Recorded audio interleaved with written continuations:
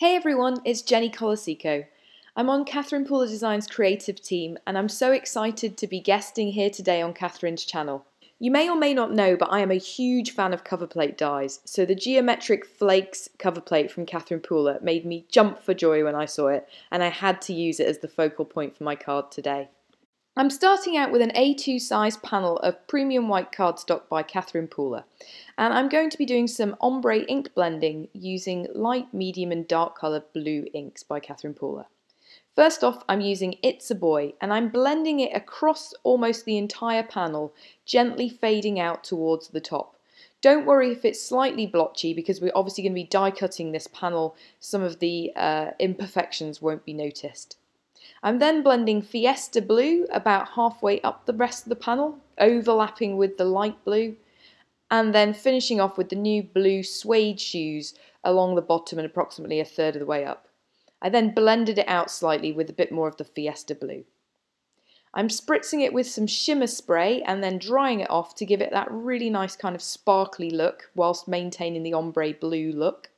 And then I'm going to die cut the entire panel with the Geometric Flakes cover plate die. It is a little tough to hand crank this. You will need to use a metal shim because it is a very intricate die, or if you have an electronic cutting machine, I would recommend using that. And then when you take it out of the machine, there may be some pieces that are still stuck in that you might need to pop out with your pokey tool. And that leaves you with this gorgeous shimmery blue ombre cover plate panel that I'm going to adhere directly over glitter cardstock. This is pink glitter cardstock.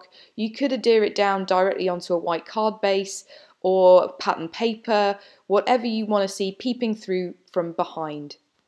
I'm then going to use the pattern of the cover plate die to guide where I apply Nouveau drops. So I'm using the Sea Breeze Jewel drops, which are very slightly tinted blue, and I'm adding a drop in the centre of each of the snowflakes, the geometric snowflakes on the cover plate die cut. I'm keeping them all the same size, and I'm letting the pattern guide where I add the Nouveau drops to create this fantastic embellished background, which really doesn't require much onto the top of it. So I'm just going to add this new sentiment. It's the Thank You Layered Dies sentiment, and it's so fantastic. I'm absolutely in love with this sentiment.